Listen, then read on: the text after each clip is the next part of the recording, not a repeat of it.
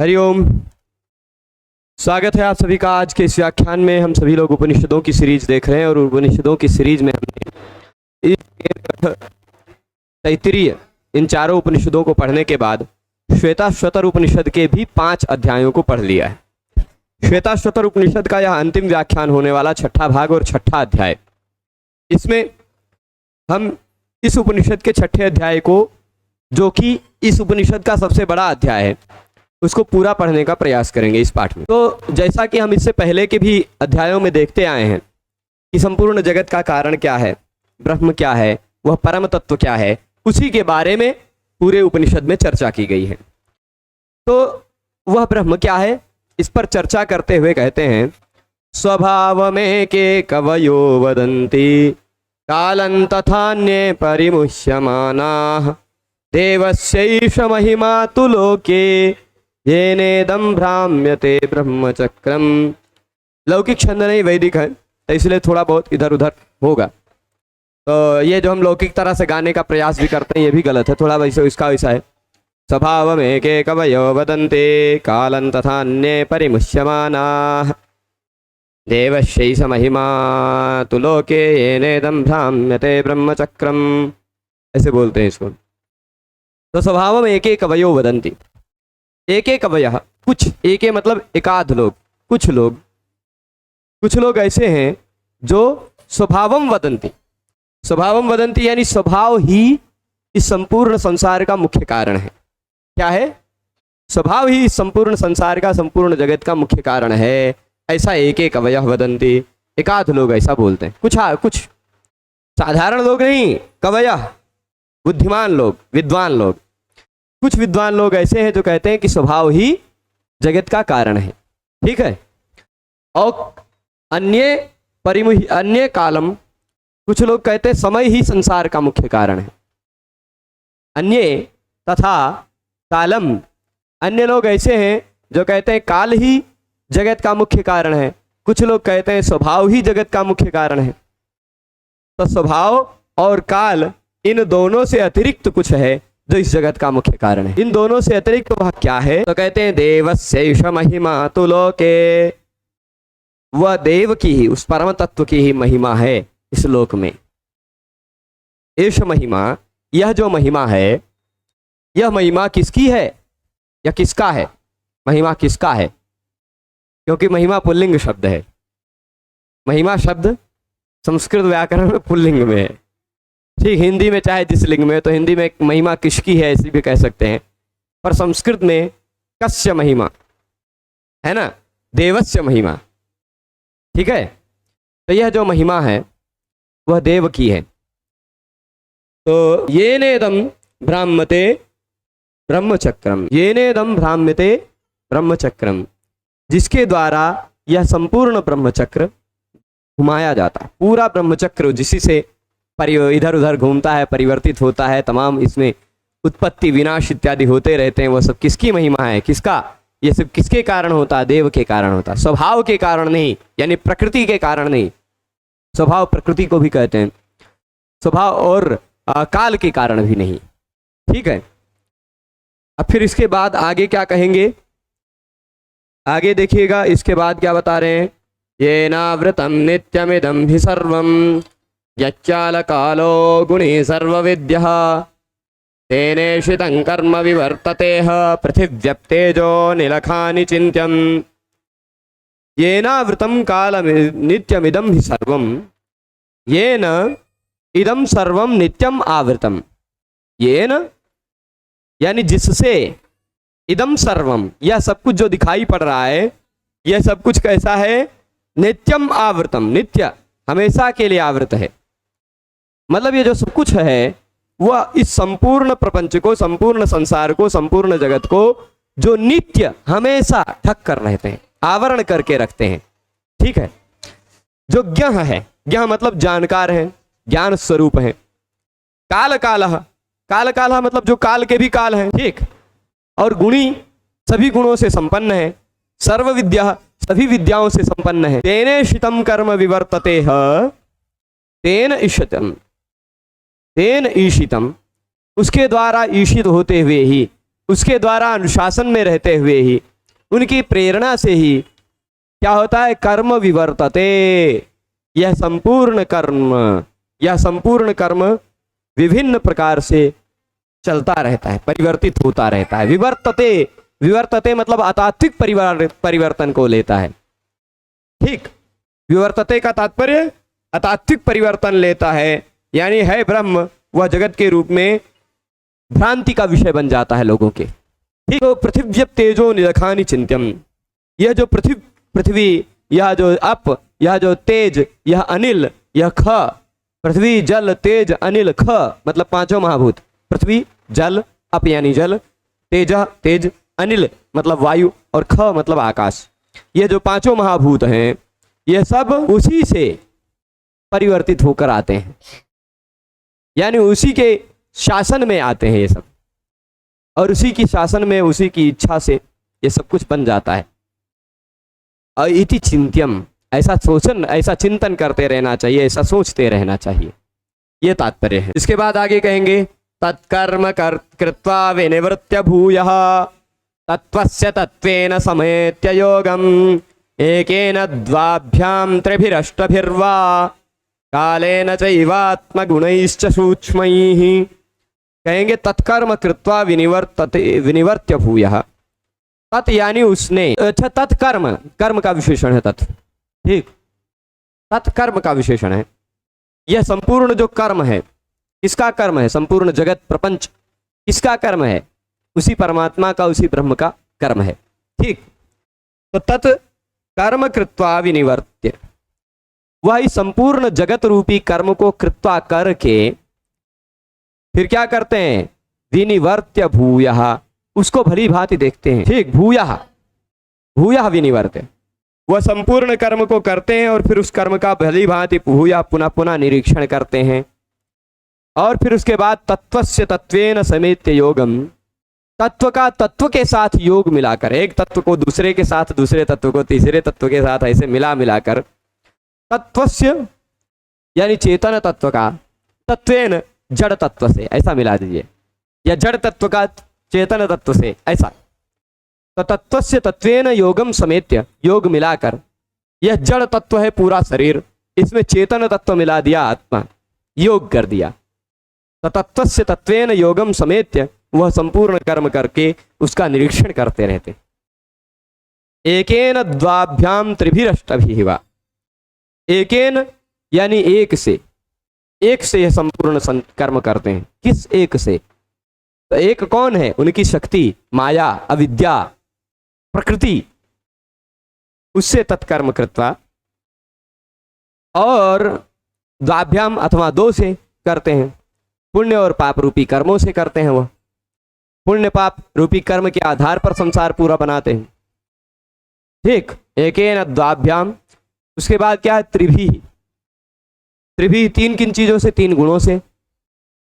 अष्टभिः, आठ क्या है, तो आठ प्रकृतियां हैं, भूमिरापो नलो वायु खम मनो बुद्धिरेव च अहंकार इति यम्मे भिन्ना प्रकृतिरष्टधा, ऐसा भगवत गीता में भगवान श्री कृष्ण ने बताया है। ये मेरी आठ भिन्न प्रकृतियां हैं, भूमि आपः अनलो, भूमिरापो नलो वायु खम मनो बुद्धिरेव च अहंकार। तो भूमि आपः पृथ्वी जल, अनलः तेज, वायु जानते ही हैं, खम आकाश, मनः बुद्धि अहंकार, पांच महाभूत और मन बुद्धि अहंकार, ये आठ प्रकृतियां हैं। इन आठ प्रकृतियों के आधार पर, या तीन गुणों के आधार पर, या एक माया अविद्या के आधार पर, या दो क्या हैं, दो पुण्य और पाप रूपी कर्म के आधार पर। ठीक, कालेन चैवात्म गुणैश्च सर्वैः, अथवा काल के आधार पर, आत्म गुणैश्च सर्वैः, अथवा आत्मा संबंधी जो सूक्ष्म गुण हैं उनके साथ वह योग कर देते हैं, संबंध कराते हैं और इस संपूर्ण संसार को बनाते हैं। इन सभी तत्वों का मेल कराते हैं और मेल कराने के बाद संपूर्ण संसार की सृष्टि करते हैं, बनाते हैं। अब फिर कर्म का आरंभ करने के बाद क्या करते हैं वो बताएंगे। आरभ्य कर्माणि गुणान्वितानि भावांश्च सर्वान् विनियोजयेद्यः तेषामभावे कृतकर्मनाशः कर्मक्षये याति स तत्त्वतोऽन्यः। ये कह रहे हैं कि आरभ्य कर्माणि गुणान्वितानि, गुणों से अनुगत, गुणान्वितानि यानी गुणों से अन्वित या गुणों से युक्त, गुणों से अनुगत, कर्माणि आरभ्य, कर्मों का आरंभ करके हैं। क्या करते हैं वो? कर्मों का आरंभ करते हैं। कैसे कर्मों का आरंभ करते हैं? जो गुणान्वित है यानी गुणों से अनुगत है। ऐसे कर्माणि आरभ्य सर्वान् भावांश्च यः विनियोजयेत्, सभी भावों को जो अपने अपने उसमें लगा देते हैं, विनियुक्त करते हैं। जैसे क्या कहते हैं, आप सब लोगों को किसी ने पढ़ने में नियुक्त कर दिया, हमें पढ़ाने में नियुक्त कर दिया, वो इसी कोई प्रकृति है, कोई स्वभाव है या कोई ऐसी शक्ति है। तो गुणांश्च सर्वान् भावांश्च सर्वान् विनियोजयेद्यः, भावों को सब में लगा देता है, अलग अलग क्रियाओं में लगा देता है या परमात्मा में विनियुक्त कर देता है। तेषाम भावे कृत कर्मनाशः, सारे कर्म जो हैं, सारे कर्म जो हैं उनका अभाव यदि हो जाए, तेषाम अभावे, उन सारे कर्मों का अभाव हो जाने पर कृत कर्मनाशः, पूर्व संचित जो कर्म है, जो हमने पहले से काम कर रखे हैं, उन सारे कर्मों का नाश हो जाता है। कर्मों के अभाव होने पर सारे कर्मों का नाश हो जाता है। और कर्म क्षय याति सतत्वतोऽन्यः, और कर्म का क्षय हो जाता है। जब कर्म का नाश हो जाता है, सारे किए हुए कर्म समाप्त हो जाते हैं, तो सह तत्वतः अन्यः याति, तो वह परमात्मा को प्राप्त हो जाता है। वह तत्व से, इन सारे तत्वों से भिन्न होकर वह परमात्मा को प्राप्त हो जाता है। कर्म क्षय, पहले कर्म का नाश करना है, फिर कर्म के नाश होने पर, पुण्य पाप रूपी कर्म के नाश हो जाने पर वह प्राप्त कर जाता है। फिर क्या है अगला मंत्र? मंत्र नंबर 5, आदि स संयोग निमित्त हेतु परस्त्रिकालाद कालोपि दृष्टः तम विश्वरूपं भवभूतमीड्यं देवं स्वचित्तम् उपास्य पूर्वं, देवं स्वचित्तस्थम उपास्य पूर्वम। आदि स संयोग निमित्त हेतु, संयोग निमित्त हेतु, वो आदि हैं। आदि है, ये बात बहुत बार बताई जा चुकी है, एक दो बार नहीं अनेक बार बताई जा चुकी है कि वो क्या है? आदि हैं। और क्या है? संयोग निमित्त हेतु। संयोग निमित्त हेतु का तात्पर्य होता है कि वो जितने भी संयोग होते हैं, जितने भी संयोग होते हैं, अभी बताया गया पिछले मंत्र में कि संयोग कराते हैं वही सबको जोड़ते हैं, चेतन को अचेतन से, चेतन को चेतन से, ऐसे जोड़ते हैं। तो वह जो संयोग होता है, उस संयोग के सारे निमित्त, सारे संयोगों के निमित्त हेतु वही हैं, और वही आदि हैं, वही प्रथम है। आदि संयोग निमित्त हेतु परस्त्रिकालाद कलोपि दृष्टः, त्रिकालात् परः, तीनों कालों से वह परे हैं। ठीक, तीनों कालों से अतीत हैं। न उनको कोई भूतकाल में थे ऐसा कह सकते हैं, न वर्तमान काल में है ऐसा कह सकते हैं, न भविष्य काल में होंगे ऐसा कह सकते हैं। वो त्रिकालातीत हैं। ठीक, तो क्योंकि उनकी सीमा पर पहुंचते ही काल की भी समाप्ति हो जाती। तो परस्त्रिकालात्, तीनों कालों से जो परे हैं। और कैसे हैं? अकलोपि दृष्टः, अकलोपि दृष्टः, तीनों कालों से परे भी हैं और अकल भी हैं। अब ये वाला अकल मत समझना कि अकल नहीं है तुम्हें। अकलः यानी सभी कलाओं से रहित। कला अविद्यमाना कला, अविद्यमाना कला यस्मिन् सः अकलः, जिसमें कलाएं नहीं है वह अकलः है। ठीक, अब अकल कलाएं नहीं है और मंद भी है, ऐसा कहना है अकलमंद। चलिए ठीक है। वैसे देखिए, एक शब्द की उत्पत्ति के आधार पर बहुत सारे अर्थ निकलते हैं, है ना? एक शब्द के आधार पर बहुत सारे अर्थ निकलते हैं, उसमें कोई आपत्ति नहीं। तो परस्त्रिकालात् अकलः अपि, तीनों कालों से परे हैं और अकल भी हैं, देखे जाते हैं वो। तम विश्वरूपम भवभूतमीड्यम, वो कैसे हैं? विश्वरूप हैं। कैसे हैं? सभी रूपों को धारण कर सकते। आपके रूप में भी वही है, हमारे रूप में भी वही है, सबके रूप में वही है। तो विश्वरूपम, और क्या कहते हैं? भवभूतम, भव कहते हैं संसार को। संसार में जो भूत हैं, उत्पन्न हुए हैं, वो भवभूत हैं। ठीक, तो संसार में जो उत्पन्न हुए हैं वो भवभूत हैं। ईड्य है यानी स्तुति करने योग्य है, उनकी स्तुति की जानी चाहिए, उनकी प्रशंसा की जानी चाहिए।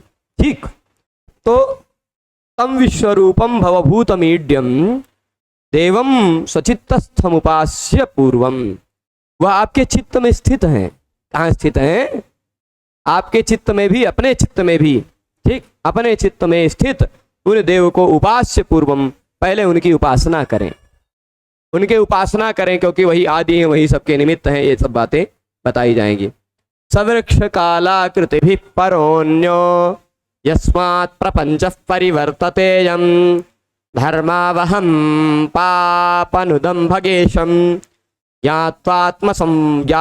ज्ञात्वात्मस्थम अमृतम विश्वधाम। ये क्या कह रहे हैं? सवृक्ष कालाकृति भी परोन्यः यस्मात् प्रपंच परिवर्तते यम, यस्मात् यानी जिससे, अयम प्रपंच, यह संपूर्ण संसार रूपी प्रपंच, परिवर्तते परिवर्तित होता रहता है निरंतर। कभी कोई प्रपंच स्थिर रहता है क्या? आप बैठे हैं तो आपकी पलक ही झपकती रहेगी, हाथ पैर इसे हिलता डुलता रहेगा। पूरा प्रपंच परिवर्तित होता रहता है, गतिशील रहता है, अनियंत्रित रूप से। कोई ऐसा सोच ले कि मैं कुछ नहीं कर रहा हूं, अभी संभव ही नहीं है। कोई व्यक्ति अगर कुछ कर ही ना रहा हो, ऐसा संभव ही नहीं, क्योंकि सबका रिमोट कंट्रोल ऐसा बढ़िया से फिट है कि वो रिमोट चला दिया, वो चलता ही रहेगा। नहीं कश्चित क्षणम अपि जातु तिष्ठत्य कर्मकृत, भगवान ने कहा है कि कोई व्यक्ति एक क्षण भी बिना कर्म किए स्थित ही नहीं रहता। कार्यते ह्यवशः कर्म सर्व प्रकृति जैर्गुणैः, सारे कर्म जो हैं आप करते ही रहते हैं, मजबूरी में करते रहते हैं, क्योंकि आप नहीं करते हैं, आपके द्वारा कोई करवाता रहता है, आप तो अवश्य। ठीक, तो सवृक्ष कालाकृति भी परोन्यः यस्मात् प्रपंच परिवर्तते यम, जिससे यह पूरा प्रपंच परिवर्तित होता रहता है, घूमता रहता है, भ्रमण करता रहता है यह पूरा प्रपंच। वह कैसे है? वृक्ष कालाकृति भी, वृक्ष यानी संसार रूपी वृक्ष, जिस वृक्ष का वर्णन पहले बताया गया था ऊर्ध्वमूलो वाक् शाखा इत्यादि मंत्रों के द्वारा। वह संसार रूपी वृक्ष और काल और आकृति, वृक्ष, काल और आकृति, इन तीनों से परे है। संसार रूपी वृक्ष से भी परे है, काल से भी परे है, आकृति से भी परे है, सबसे परे है, जिससे यह संपूर्ण प्रपंच परिवर्तित होता रहता है। जो धर्मावहम है यानी धर्म की वृद्धि कराते हैं, जो पापनुदम, पाप का नाश करते हैं, पाप को दूर करते हैं, भगेशम, संपूर्ण भग यानी ऐश्वर्यों के ईश हैं। भग किसको कहते हैं? ऐश्वर्य को। तो भग यानी ऐश्वर्यों के ईश यानी स्वामी है सभी भगों के। ज्ञात्वात्मस्थम अमृतम विश्वधाम, उनको ज्ञात्वा यानी जानकर, आत्मस्थम अपने अंदर स्थित को, आपके अंदर स्थित है, उनको जानकर, अमृतम, वह अमृत है, परम तत्व वही है, विश्वधाम, संपूर्ण, उनको क्या कहा जा सकता है? समस्त जगत के आधारभूत। विश्व यानी संपूर्ण विश्व के, धाम यानी आधार है।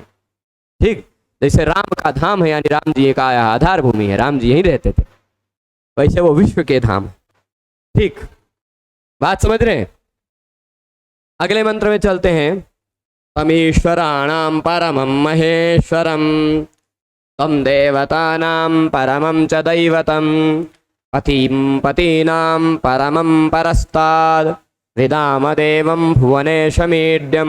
महत्वपूर्ण मंत्र यह है, अमीश्वराणाम परमं महेश्वरम, वो ईश्वरों के भी परम महेश्वर हैं, ईश्वरों के भी महेश्वर हैं, देवताओं के भी परम देव हैं। तम देवतानां परमं च दैवतम, परम दैवत हैं, मतलब ईश्वरों के भी परम ईश्वर हैं महेश्वर, वह देवताओं के भी परम दैवत हैं, है ना। पतिम पतीनाम, सभी पतियों के भी वह पति हैं, सभी स्वामियों के भी वह स्वामी हैं। परमम परस्तात, ये क्या कहते हैं कि देवताओं के देवता, ईश्वरों के ईश्वर, पतियों के पति और परों से भी पर, परे जो सब संपूर्ण संसार से भी परे है, उससे भी परे हैं। परमम परस्तात यानी जो पर से भी परे हैं, सबसे परे जो है। ऐसे देवम विदाम, ऐसे देव को हम जाने, वह कैसे हैं? भुवनेश हैं, संपूर्ण भुवन के जो कुछ भी उत्पन्न हुआ उन सब के ईश हैं, स्वामी हैं, ईड्य हैं, यानी स्तुति करने योग्य हैं। उनकी ईड स्तुतो, उनकी स्तुति करनी चाहिए, ऐसे को जानना चाहिए, उनकी स्तुति करनी चाहिए। न तस्य कार्यं करणं च विद्यते, न तत्समश्चाभ्यधिकश्च दृश्यते, परास्य शक्तिर्विविधैव श्रूयते, स्वाभाविकी ज्ञान बल क्रिया च। तस्य कार्यम करणम च न विद्यते, उसका कोई कार्य भी नहीं है, उसका कोई करण भी नहीं है, यानी वह प्रकृति विकृति सभी से रहित है। प्रकृति और विकृति दोनों प्रकार से रहित है, यानी उससे कोई उत्पन्न हुआ ये भी नहीं कहे और वह किसी से उत्पन्न हुआ ये भी नहीं कह सकते। तो आप कहेंगे उससे कोई उत्पन्न नहीं हुआ, ऐसा कैसे कह रहे हो? सही बात है, उससे कोई उत्पन्न नहीं हुआ है, उसकी शक्ति माया से उत्पन्न हुआ है ना। इसीलिए तो उसका कोई कार्य नहीं है, उसका कोई कारण नहीं है। जैसे मिट्टी का कार्य घड़ा है, मिट्टी से उत्पन्न हुआ है घड़ा, ततस्य कार्यम न विद्यते, उनका कोई कार्य नहीं। ठीक, कारणम च विद्यते, कारण भी कोई नहीं है। ये परमार्थतः बता रहे हैं। व्यावहारिक दृष्टि में तो उपादान निमित्त दोनों प्रकार के कारण ही। न तत्समश्चाभ्यधिकश्च दृश्यते, उनके समान और उनसे अधिक कोई नहीं दिखाई पड़ता। न तत्समः यानी उसके समान, अभ्यधिकश्च उनसे अधिक, न दृश्यते कोई नहीं दिखाई पड़ सकता आपको। तो क्या है भाई? अस्य पराशक्ति ही, इनकी एक पराशक्ति है, पराशक्ति माया, वही विविधैव श्रूयते, वही विविधा हो जाती है, वही विविध रूपों को धारण करती है। उनकी एक परा, एक दिव्य शक्ति है, वही विविधा नाना प्रकार की सुनाई पड़ती है। वही माया ही अनेक प्रकार की हो जाती है, वही अनेक प्रकार के प्रपंच को उत्पन्न करती रहती है ना। वह स्वाभाविकी शक्ति है उनकी, वह स्वाभाविकी ज्ञान बल क्रिया च, वो ज्ञान बल और क्रिया रूप है। उसमें ज्ञान भी है, उसमें बल भी है, क्रिया भी है। ठीक, वह शक्ति माया शक्ति है। ठीक, वह उनकी स्वाभाविकी शक्ति है, पराशक्ति है।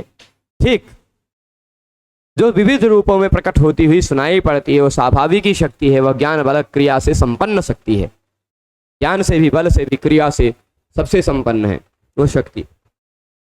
फिर इसके आगे कहेंगे न तस्य कश्चित पतिरस्ति लोके, न चेषिता तस्य न चलन, न चेषिता नैव च तस्य लिंगम, सकारणं करणाधिपाधिपो, न चास्य कश्चिन् जनिता न चाधिपः।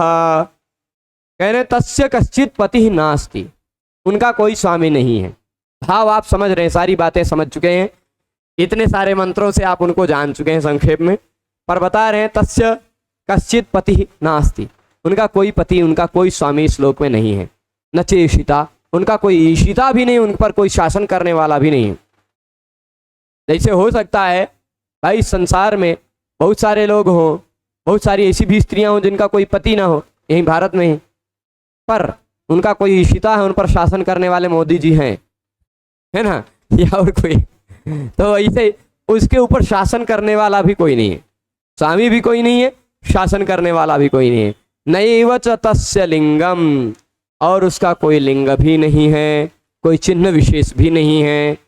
लिंग यानी चिन्ह। और सकारणम, वही संपूर्ण जगत के कारण है। सकारणम वही कारण है, ये बातें बार बार आ रही। करणाधिपाधिपो, समस्त करणों के अधिष्ठाता जो हैं, समस्त करण यानी सभी इंद्रिय इत्यादि करण, इंद्रिय मन बुद्धि इत्यादि जितने भी करण हैं, या संपूर्ण संसार के जो कारणभूत करण हैं, ऐसे सबके अधिपति, सबके अधिष्ठाता जो हैं, उनके भी अधिपति वो हैं। सबके अधिपों के अधिप हैं, अधिपाधिपो। ठीक, करणों के अधिप हैं जो करणाधिपाधिपो। न चास्य कश्चित जनिता न चाधिपः, उनके कोई जनिता नहीं है, उनको कोई उत्पन्न करने वाला भी नहीं है, और उनका कोई अधिपति भी नहीं है, वही सबके अधिपति हैं। ठीक, ये प्रशंसा की जा रही है कि आप उनको जानने के बाद उनके जानने का प्रयास करें आप, इसलिए कहा जा रहा है। यस्तंतु नाभैव तंतुभिः प्रधानजैः स्वभावतो देव एकः, स्वयमावृणोत् सनो दधात् ब्रह्माप्ययम्। कह रहे यस्तंतुनाभ इव तंतुभिः प्रधानजैः। तंतुनाभ जानते हैं किसको कहते हैं? तीसरा पर्यायवाची शब्द मिला आपको। मैंने 2 पर्यायवाची शब्द बता दिए थे। एक क्या बताया था? एक शब्द बताया था लूता, वेदांत शास्त्र सार पढ़ते समय बताया था लूता, जूता की छोटी बहन है ना? लूता मतलब मकड़ी। और दूसरा शब्द बताया था ऊर्णनाभ है। अब तीसरा शब्द मिल रहा है तंतुनाभ। ऊर्णनाभि भी है, ऊर्णनाभा भी है, ऊर्णनाभि भी है, ऊर्णनाभा भी है, दोनों टाइप हैं। बहुब्रीहो सुक्षणो सांघात सच है ना? नहीं, सांगवाची शब्द हो, अंग इत्यादि सूचक शब्द हो, समासांत प्रत्यय होने के बाद ऊर्णनाभा ही बनेगा, ऊर्णनाभा बनेगा, कोई दिक्कत नहीं। तंतुनाभा, तो तंतुनाभा यानी तंतु है जिसके नाभि में ऐसी मकड़ी जो जाल बना देती है। कहा जाता है एक उसको जाल बनाने के लिए, घर बनाने के लिए 6-7 मिनट लगता है, घूम घूम के यहाँ से कनेक्शन करते करते बहुत जल्दी अपने लिए घर बना देती है ना? तो यह तंतुनाभ ही तंतुनाभ के समान है। और कैसे?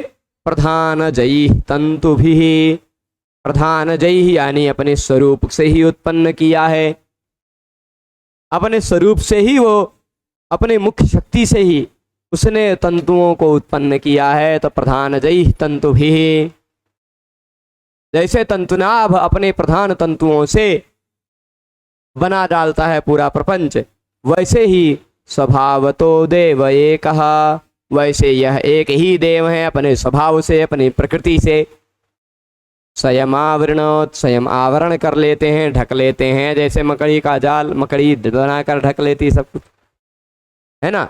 सनो दधात ब्रह्माप्ययम, सनो दधात वह परमेश्वर हम लोगों को, सह नो, नो मतलब हम लोगों को, दधात आश्रय दें, और हमको दें, दध धारणे धारण करें, अभी अर्थ ले सकते हैं। ब्रह्माप्ययम अपने ब्रह्म स्वरूप में हमें धारण करें, ठीक, जो तंतुनाभ की भांति बनाते हैं और हाँ संपूर्ण संसार को। फिर इसके आगे कहेंगे एको देव सर्वभूतेषु गूढ़ः, सर्वव्यापी सर्वभूतांतरात्मा, कर्माध्यक्ष सर्वभूताधिवासः, साक्षी चेता केवलो निर्गुणश्च। जितना स्वरूप इसमें बता डाला है उतना और कहीं नहीं बताया गया है ना? एको देवा, एक ही है वो देव, सर्वभूतेषु गूढ़ः सभी भूतों में गूढ़ हैं, गूढ़ रूप में वही रहते हैं। सर्वव्यापी सब में व्याप्त है, व्यापक हैं। सर्वभूतांतरात्मा सभी प्राणियों के अंतरात्मा में है, वो सभी प्राणियों के अंतरात्मा के रूप में वही हैं। कर्माध्यक्षा सभी कर्मों के अध्यक्ष हैं, कोई भी आप कर्म करें उसके अध्यक्ष बन के वही रहते हैं। सर्वभूताधिवासा सभी भूतों में अधिवास बनाकर अधिष्ठाता बन के रहते हैं, या सभी भूत जिसमें अधिष्ठित रहते हैं, सभी भूतों के अधिवास हैं, यानी सभी भूतों के निवास स्थान हैं। साक्षी चेता, साक्षी हैं वो सबके, सबके साक्षी हैं, सबको जो कुछ भी कर रहे हैं उसको देख रहे हैं वो। और चेता है यानी चेतन स्वरूप हैं, केवल हैं, अकेले हैं, सर्वथा विशुद्ध हैं, कैवल्य स्वरूप हैं। और निर्गुणश्च गुणातीत हैं, सभी गुणों से अतीत हैं, कोई गुण उनको प्रभावित नहीं करता। ठीक है, ये हो जाएगा। फिर एको वशी निष्क्रियाणाम बहूनाम एकम बीजम बहुधा यः करोति तमात्मस्थं येन पश्यन्ति धीरास्तेषां सुखं शाश्वतं नेतरेषाम्। एको वशी निष्क्रियाणाम बहूनाम, वो एक है, कितने हैं? वशी है यानी सबको अपने वश में रखते हैं। ठीक, एको वशी सर्वभूता निष्क्रियाणाम बहूनाम, एक है वशी है सब, और बहुत सारे निष्क्रिय लोगों में, ठीक, बहुत सारे निष्क्रिय जीवों में। एकम बीजम बहुधा यः करोति, वह एक बीज प्रकृति रूप बीज को बहुधा उत्पन्न करते रहते हैं, बहुत बार निष्क्रिय को सक्रिय बनाते रहते हैं प्रकृति बीज डालकर। ठीक, तमात्मस्थम येन पश्यन्ति धीराः, आत्मस्थ अपने अंदर स्थित, अपने अंदर स्थित हृदय रूपी गुफा में निहित, येन पश्यन्ति धीराः जो लोग धीर लोग, जो धीरवान बुद्धिमान लोग देख लेते हैं, वे तेषां सुखम शाश्वतम, शाश्वत सुख उन्हीं को मिलता है, नेतरेषाम अन्य किसी को नहीं। ठीक, तेषां सुखम शाश्वतम नेतरेषाम, उन्हीं को शाश्वत सुख मिलता है, न इतरेशम, इधर लोगों को कोई भी सुख नहीं मिलता।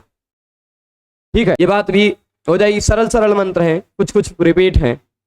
नित्यो नित्यानां चेतनश्चेतनानां एको बहूनां जो विदधाति कामान् तत्कारणं सांख्य योगाधिगम्यम ज्ञात्वा देवं मुच्यते सर्वपाशैः। यहाँ देखिएगा, नित्यो नित्यानाम, नित्यों के भी जो नित्य हैं, चेतनों के भी जो चेतन हैं, जो नित्य और चेतन अच्छा है एक हो, एक ही है ना, ये अनेक है, एक है, एको एक नित्य, वो एक है, नित्य है, वह एक है, चेतन है।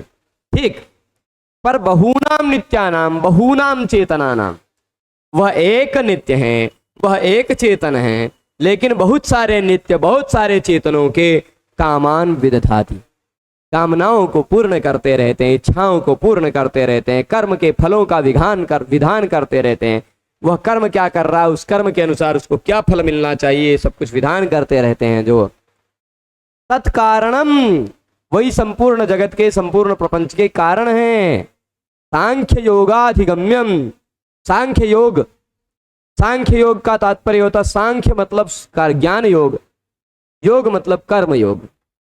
योग दर्शन में कर्म योग की प्रधानता है, सांख्य दर्शन में ज्ञान योग की प्रधानता। तो वह जो सांख्य योगाधिगम्यम, ज्ञान योग और कर्म योग दोनों के माध्यम से अधिगम्य है, उसका अधिगम किया जा सकता है, प्राप्त किया जा सकता है, समझा जा सकता है, जाना जा सकता है। सांख्य योगाधिगम्यम ज्ञात्वा देवम मुच्यते सर्वपाशैः, ऐसे देव को जान करके सर्वपाशैः मुच्यते, सभी पाशों से आप मुक्त हो जाते। उन देव को जानने की देरी है, आप जानने का प्रयास कीजिए, आप जान जाएंगे तो सभी पाशों से मुक्त हो जाएंगे, कोई पाश आपको प्रभावित नहीं करेगा। ठीक है, अब इसके बाद जो मंत्र आ रहा है वह मंत्र कठोपनिषद में भी आ चुका है, कठोपनिषद में भी आ चुका है। न तत्र सूर्यो भाति न चंद्र तारकम नेमा विद्युतो भान्ति सोऽयमग्निः तमेव भान्तमनुभाति सर्वं तस्य भाषा सर्वमिदं विभाति। स्पष्ट है। तो यहाँ क्या कह रहे हैं, न तत्र सूर्यो भाति, वहां पर सूर्य का प्रकाश नहीं है, सूर्य वहां प्रकाश नहीं करता।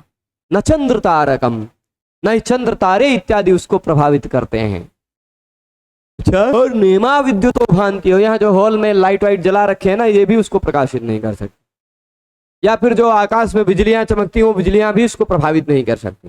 कोई भी विद्युत उसको प्रभावित नहीं कर सकती, उसको नहीं प्रकाशित कर सकती।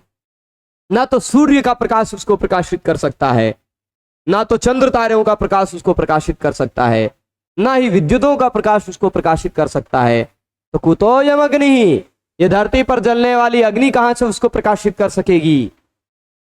तमेव भान्तम अनुभाति सर्वम, तमेव भान्तम सर्वम अनुभाति, वही भांत यानी वही प्रकाशित होते रहते हैं, वही प्रकाशित होते रहते हैं, उनके ही प्रकाशित होने पर सर्वम अनुभाति, सब कुछ अनुप्रकाशित होता रहता है। तमेव भान्तम सर्वम अनुभाति, उन्हीं को प्रकाशित होते रहने पर सब कुछ प्रकाशित होता रहता है। तस्य भाषा सर्वमिदं विभाति, उसी के प्रकाश से सब कुछ यह प्रकाशित होता है। सूर्य चंद्र तारे इत्यादि भी और यह सब कुछ भी उसी से प्रकाशित होते हैं। ठीक है, तो ये बात भी हो गई। तो वह कहाँ है, कौन है, कैसा है, बहुत सारे मंत्रों से उसको बताया गया है, पर आगे भी बताते रहेंगे। कुछ ही मंत्र बचे इस उपनिषदों में। एकोऽहं सो भुवनस्यास्य मध्ये स एवाग्निः सलिले सन्निविष्टः तमेव विदित्वाति मृत्युमेति नान्यः पन्था विद्यते यनाय। एको हंसो, एक है वो, कितने हैं, एक। और क्या है वो, हंस है। कहाँ है, अस्य भुवनस्य मध्य, इसी ब्रह्मांड के मध्य है, इसी संसार के मध्य में है।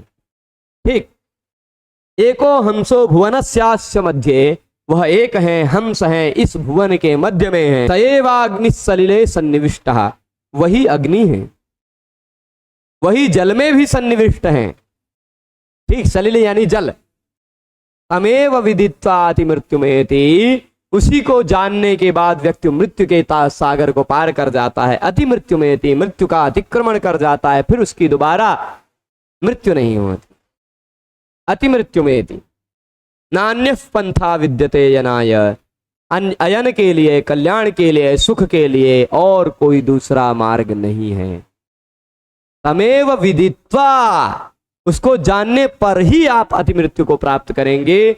जानने के सिवाय और कोई दूसरा मार्ग नहीं है, ज्ञान के सिवाय और कोई दूसरा भी मार्ग नहीं है कल्याण के लिए। यह उपनिषद गरज गरज कर बार बार कहते हैं।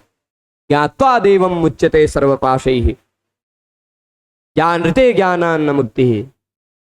फिर बहुत सारे मंत्रों में सएव वेद्यः, है ना, यस्मिन्निदं विज्ञायेन विज्ञातेन सर्वमिदं विज्ञातम भवति, ब्रह्मविद् ब्रह्मैव भवति।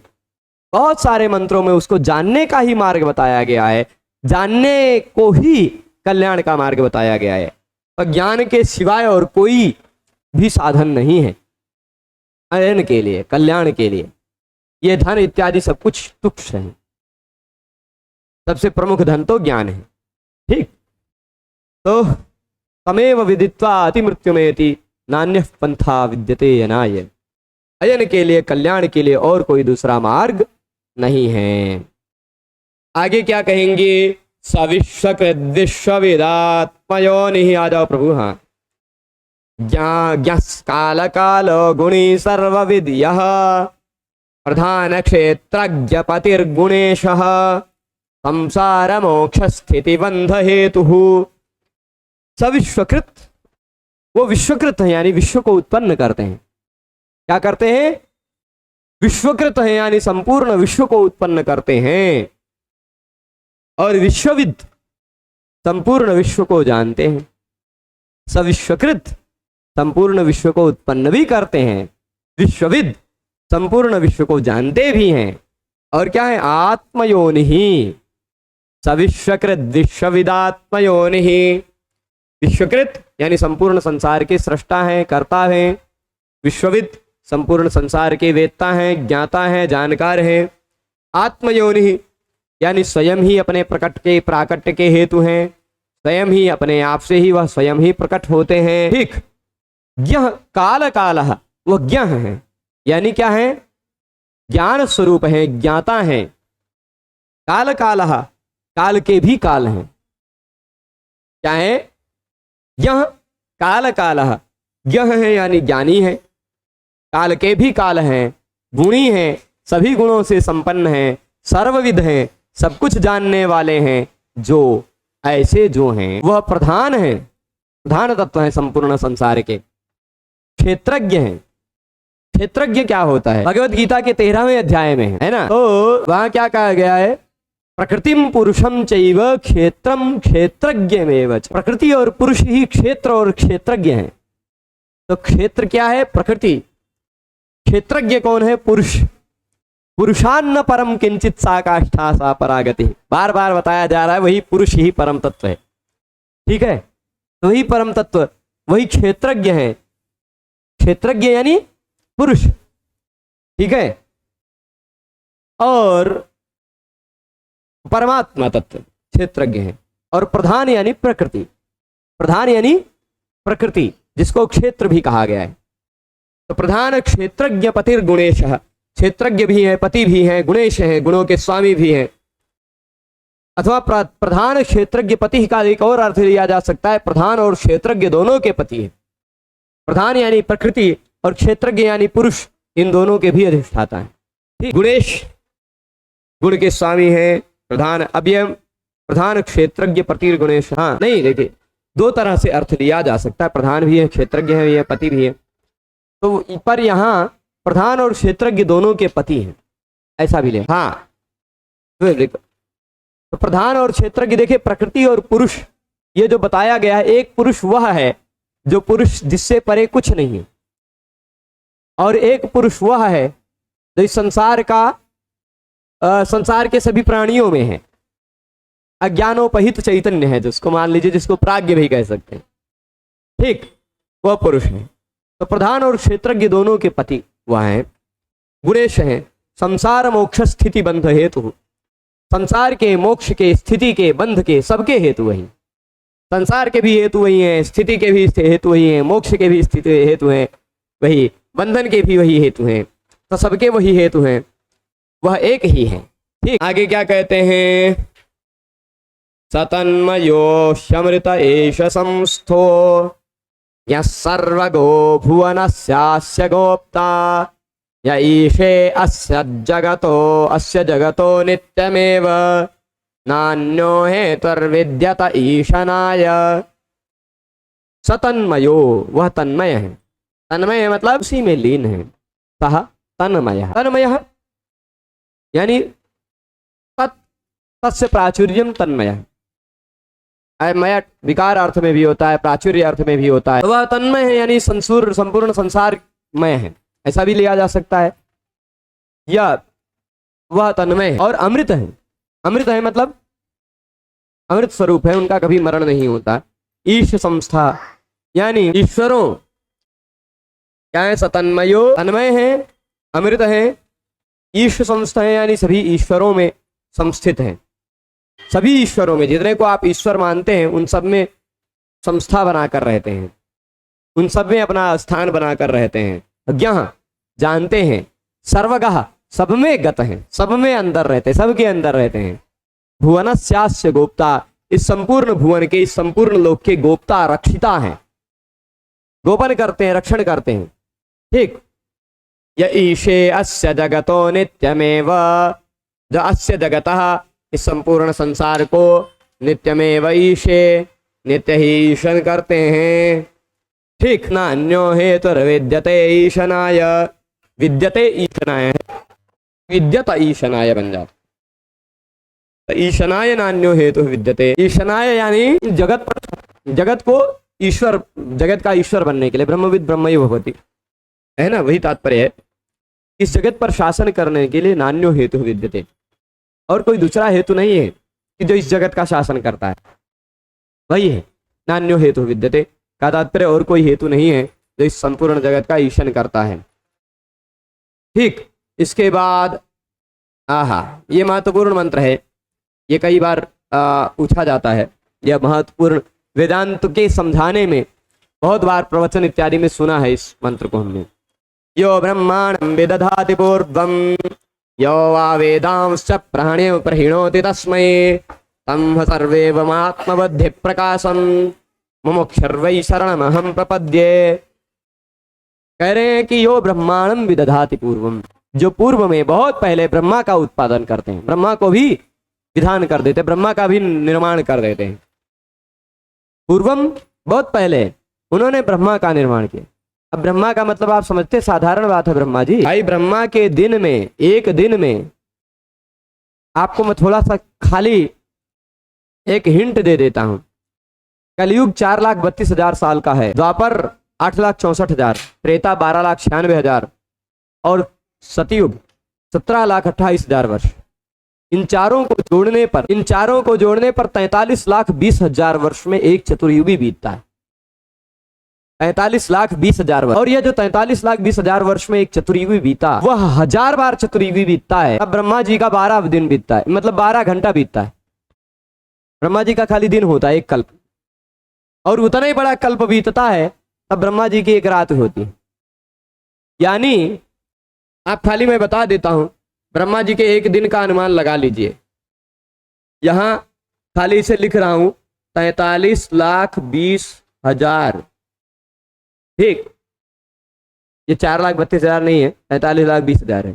ठीक, इसके बाद यह 1000 बार बीते तो ब्रह्मा जी का एक दिन हुआ, और 2000 बार बीते मतलब ऐसा कह दीजिए 8 6 4 0 0 0 0 फिर 0 0 0, मतलब ये कितना जीरो लगा है? 7 जीरो लगा है। 8 अरब 64 करोड़ वर्ष मनुष्य लोक का बीत जाता है जब, तब ब्रह्मा जी का 24 घंटा बीतता है। यानी इतने समय में आप हजारों बार जन्म लेके मर चुके होते हैं, कीड़े मकोड़ों की भांति। उतने दिन में एक बार जन्म होता है, एक दिन बीतता है ब्रह्मा जी। उस समय के हिसाब से वो उस समय के हिसाब से ब्रह्मा जी अभी 60-60 साल के हैं, ठीक है, 60-60 साल के हैं ब्रह्मा जी उस हिसाब से। तो जो यो ब्रह्मांडम विदधाति पूर्वम, जो ब्रह्मा जी को, अब जो लोग इस कॉन्सेप्ट को नहीं समझते हैं, भाई जितनी जीवन हमारा लंबा होता उतने जीवन मच्छर का भी लंबा होता अपने गणित के हिसाब से। उसके गणित के हिसाब से 100 साल उतने दिन में बीत जाता जितने दिन में हम सबका उतना उम्र बीतता है, ठीक। इसी तरह ब्रह्मा जी भी कोई होंगे जो इतने महान होंगे जिनके आगे हम सब मच्छरों के बराबर नहीं है, हो सकता। तो ये ब्रह्मांडम विदधाति पूर्वम यो वही वेदांश प्रहिणोति तस्मयी, और जिन्होंने उनको ही वेद दिया, लो ये वेद है, लो इसको जानो, ज्ञान योग्य तत्व यही है, ठीक। यो पूर्वम ब्रह्मांडम विदधाति, जो पहले ब्रह्मा जी को दिया, बनाए और उनको वेद का प्रदान किए, वेद प्रदान किए। तम देवम, उस देव को, आत्मबुद्धि प्रकाशम, अपने बुद्धि के प्रकाश, आत्मबुद्धि प्रकाश यानी उस ऐसा कह सकते हैं अपनी बुद्धि के प्रकाश या अपनी बुद्धि को प्रकट करने वाले, यहां लिखा है इन्होंने, बुद्धि को ज्ञान भी अर्थ लेते हैं, अपने ज्ञान के प्रकाश से। तम देवम, अथवा यहां आत्मबुद्धि प्रकाशम का तात्पर्य है आत्मज्ञान, आत्मबुद्धि मतलब आत्मज्ञान, तो आत्मज्ञान रूपी प्रकाश देने वाले, आत्मबुद्धि प्रकाशम का तात्पर्य क्या लेंगे, आत्मज्ञान रूपी प्रकाश देने वाले तम देवम, उन देव को अहम शरणम प्रपद्ये, अहम मुमुक्षु, मैं मोक्ष की इच्छा वाला व्यक्ति हूं, अहम शरणम प्रपद्ये, मैं उनकी शरण में जाता हूं, ठीक।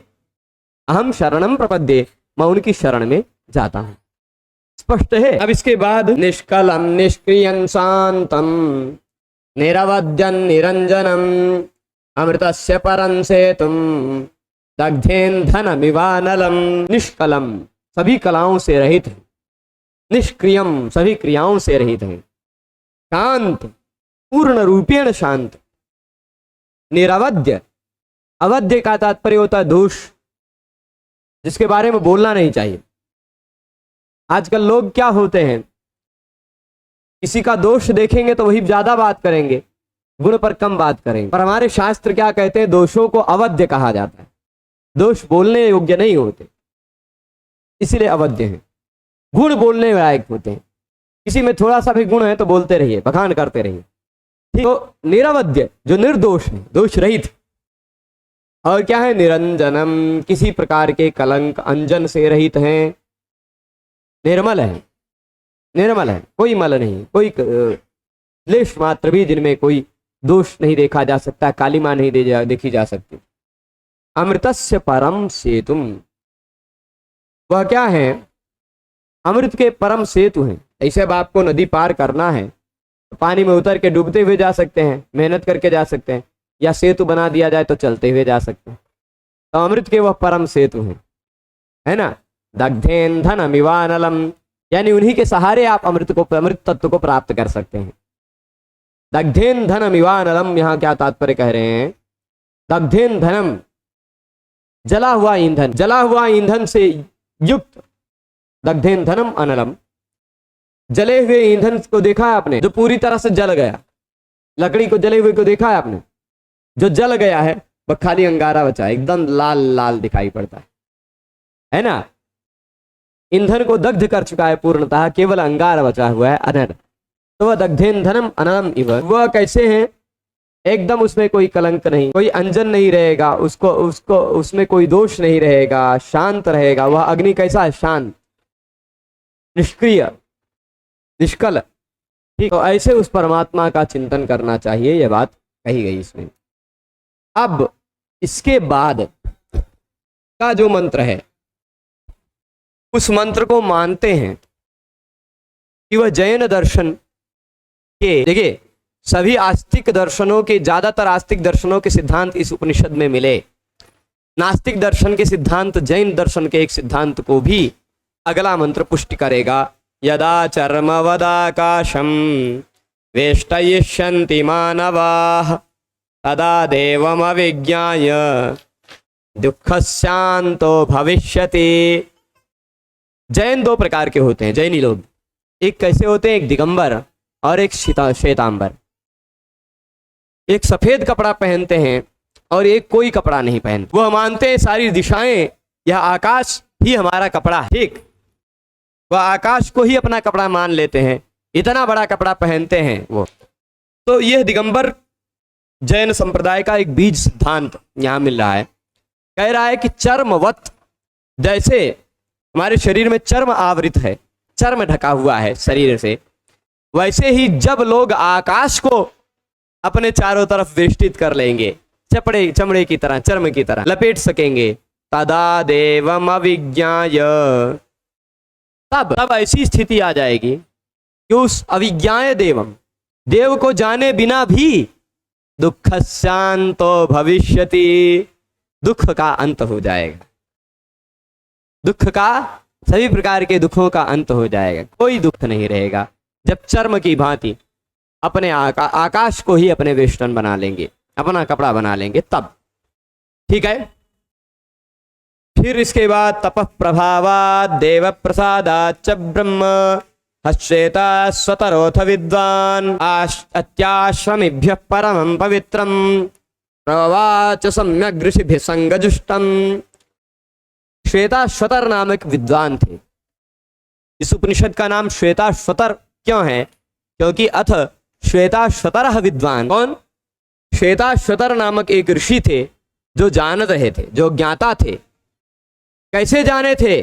तपः प्रभावात्, तप के प्रभाव से जाने थे। उन्होंने बहुत तप किया और तप के प्रभाव से उनको देव की, उस परम देव की कृपा प्राप्त हुई। तपः प्रभावात् देव प्रसादाच्च, उस देव के प्रसाद से, देव की कृपा से, देव की प्रसन्नता से आनंद क्या हुआ? ब्रह्म क्या कह रहे? ह यहाँ प्रसिद्ध अर्थ में, ह कैस अर्थ में? प्रसिद्ध अर्थ में है। यह एक प्रसिद्ध कहानी है। क्या प्रसिद्ध कहानी है? कि श्वेताश्वतर नामक एक ऋषि हुए, वह तपः प्रभावात, अपने तप के प्रभाव से, देव प्रसाद से विद्वान हो गए, जान गए। क्या जान गए? ब्रह्म, उस ब्रह्म को जान गए। ब्रह्म विद्वान, ब्रह्म को जान गए। विद्वान यहाँ जो है वसु प्रत्यय है, वह लट लकार का प्रत्यय है, ठीक।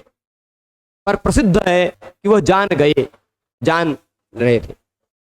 अत्याश्रमीभ्यः परमं पवित्रम, और वह लोग जब ब्रह्म को जान गए, वह श्वेताश्वतर जब जान गए, तो अत्याश्रमीभ्यः, ऋषि अत्याश्रमीभ्यः यानी जो आश्रमियों के अभिमान से, मैं ये गृहस्थाश्रमी हूं, मैं वानप्रस्थाश्रमी हूं, मैं ब्रह्मचारी हूं, मैं सन्यासी हूं, ऐसे आश्रमियों के भाव का अतिक्रमण कर चुके हैं, अभिमान से रहित हो चुके हैं, अत्याश्रमी, ठीक।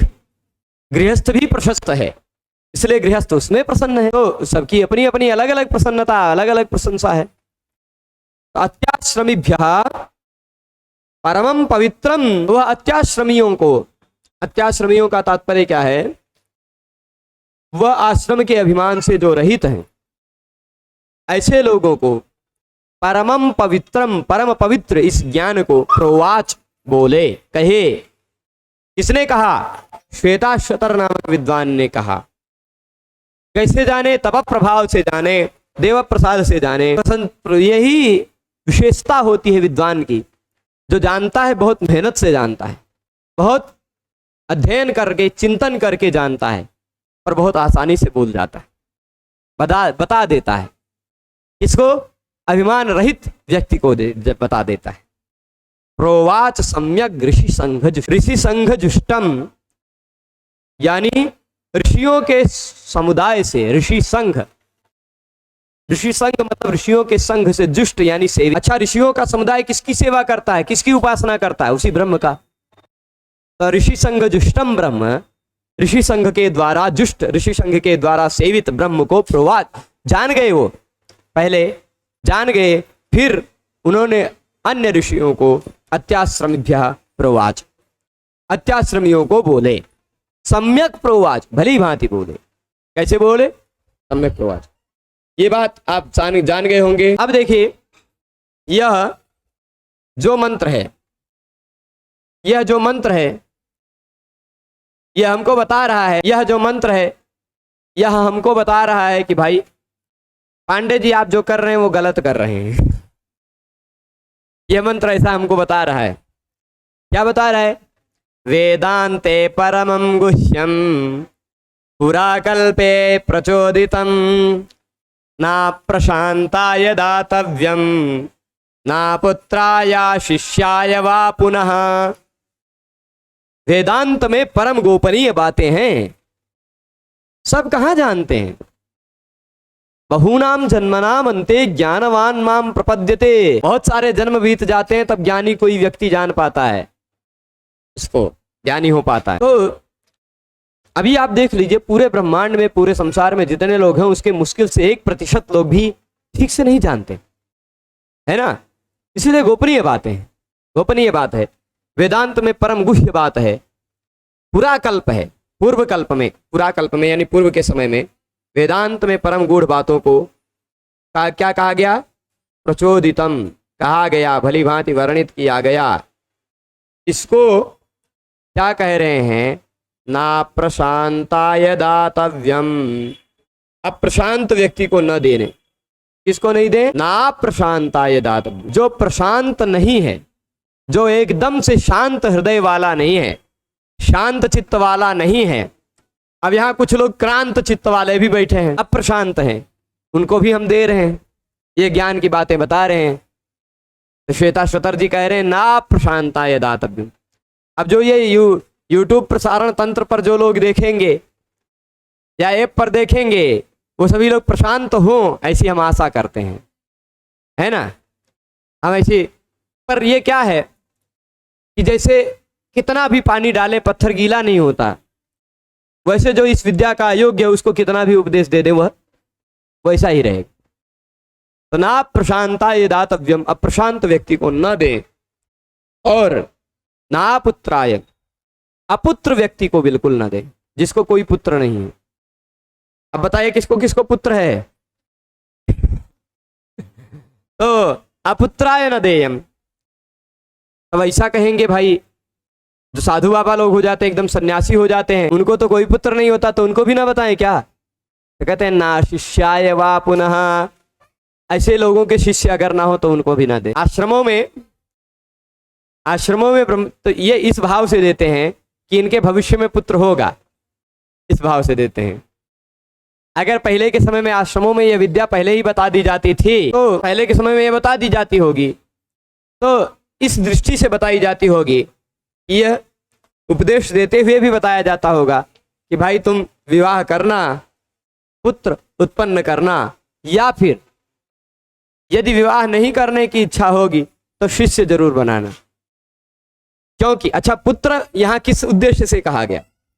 आजकल की विडंबना यह है कि लोग अपने पुत्रों को नहीं पढ़ाते हैं। इस उद्देश्य से यहाँ पुत्र कहा गया है कि भाई अगर वह कहीं ठीक से शिक्षक प्रतिष्ठित नहीं हो पाया तो अपने पुत्र को तो कम से कम पढ़ाएगा। उसको यह विद्या मिली तो यह विद्या आगे तक पहुंचेगी, तो कम से कम उसका आगे तक पहुंचना तो सार्थक होगा। पर जिसके कुछ शिष्य हैं उनके लिए ये बात झूठ है ना। तो ना पुत्राय ना शिष्याय वा पुनः, अपुत्र व्यक्ति को भी यह विद्या ना दे, अशिष्य व्यक्ति को भी यह विद्या ना दे। तो कृपया जो भी लोग यह देख रहे हैं या जो पढ़ रहे हैं, जो सुन रहे हैं, ऐसे लोगों से यह आग्रह रहेगा कि भाई वह सपुत्र जरूर होइएगा या सशिष्य जरूर होइएगा, ठीक है, और थोड़े श्रद्धावान होइएगा। तो क्योंकि यह परम गोपनीय बात है। वैसे भी जो संस्कृत पढ़ रहा है वह व्यक्ति बहुत दुर्लभ व्यक्ति है, दुर्लभ प्रजाति का व्यक्ति है। तो अब अंतिम मंत्र इस उपनिषद का देख लेते हैं। इस उपनिषद का अंतिम मंत्र देख करके इस व्याख्यान क्रम को समाप्त करेंगे। यस्य देवे परा भक्तिर्यथा देवे तथा गुरौ तस्यैते कथिताश्यर्थाः प्रकाशन्ते महात्मनः। अब जो बात बता रहे हैं ना, ये थोड़ा सा हमें बचाने के लिए है। भाई हमने कहे तो डाला, लेकिन ये प्रकाशित किसको होगा? ये सारी बातें प्रकाशित उसी को होंगी जिसकी परम भक्ति देव में होगी। यस्य देवे परा भक्ति, जो पहले परमात्मा को माने। तो आजकल के कुछ लोग गोबर वैज्ञानिक होते हैं, उसी विज्ञान के सिद्धांतों पर पड़े रहते हैं, जिस विज्ञान के सिद्धांत हर 10-12 साल में बदल जाया करते हैं। कौनो एक नो पहले कहता था कि कोई व्रत करने से कोई लाभ नहीं होता, फिर कोई एक आया शोध करके बता दिया कि व्रत करने से ये होता है। 15 दिन में अगर कोई एक व्यक्ति एक दिन भूखा रहे तो उससे उसको कोई कैंसर टाइप के रोग तक नहीं होते। ऐसा सब कुछ बताने लग गए तो फिर उनका सिद्धांत बदल गया। आज कुछ कह रहे हैं कि ब्रह्मांड की वास्तविकता ऐसी है, पहले कुछ दूसरा कहते होंगे, आइंस्टीन ने खोज करके बता दिया तो ऐसा हो गया। फिर 10-12 साल बाद पहले बता रहे थे कि इलेक्ट्रॉन, न्यूट्रॉन, प्रोटॉन ये सब कोई विभाजित नहीं होते, फिर अब कह रहे हैं उसमें भी विभाजन हो जाता है। तो उसी विज्ञान के मानने वाले गोबर सिद्धांतिक लोग, जिनका हर 10-12 साल में सिद्धांत ही बदल जाया करता है, वो लोग इसको काल्पनिक बताते हैं, है ना। तो इसलिए देवे पराभक्ति, जिसकी देव में परम भक्ति होगी वही जान पाएगा। और यथा देवे तथा गुरु, जैसे देव में वैसे गुरु में भी जिसकी परम भक्ति होगी, तस्य एते कथिता अर्था, उसी व्यक्ति के ये सारे कहे हुए अर्थ प्रकाशन्ते, प्रकाशित होंगे, बाकी किसी को प्रकाशित नहीं होंगे। पत्थर पर पानी डाले के समान हो जाएगा, सूख जाएगा, खत्म, ठीक, गीला नहीं होगा। प्रकाशन्ते महात्मना, उन्हीं को प्रकाशित होगा। दोबारा फिर वही बात करें, प्रकाशन्ते महात्मना, उसी महात्मा को ये प्रकाशित होंगे। किस महात्मा को? जिसकी देव में परम भक्ति होगी, जिसके गुरु में परम भक्ति होगी, ठीक है। तो इस तरह से उपनिषदों का अध्ययन क्रम संक्षिप्त में यहाँ पर समाप्त करते हैं।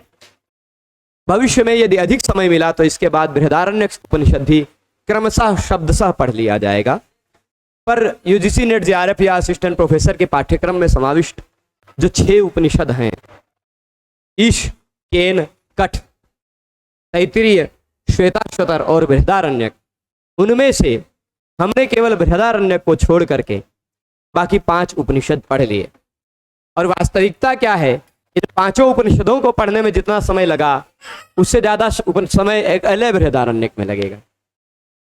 अकेला बृहदारण्यक, क्योंकि 113 के आसपास मंत्र इसमें, 119 के आसपास मंत्र कठोपनिषद में, 33-34 केनोपनिषद में, 31 हो गए तैत्तिरीय में, फिर उसके बाद 18 ईशावास्योपनिषद में।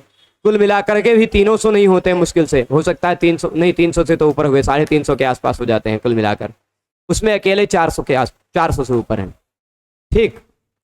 और बड़े बड़े भी हैं मंत्र, कुछ छोटे कुछ बड़े, गद्यात्मक हैं, पद्यात्मक भी कुछ हैं, पर गद्यात्मक ज्यादा, पद्यात्मक हैं कुछ ही। ईशावास्योपनिषद में आपने जितने मंत्र पढ़े वो अधिकांश सभी मंत्र उसमें है, बृहदारण्यक में भी है। तो ईशावास्योपनिषद पूरा उसी में समाया हुआ है, बृहदारण्यक, वो भविष्य में पढ़ा जाएगा। अब इस उपनिषद के पाठ्यक्रम को आज यही समाप्त करते हैं। सभी लोग पूरे व्याख्यान में जुड़े रहे प्रारंभ से अंत तक, उसके लिए सभी को बहुत बहुत धन्यवाद। नमो नमः।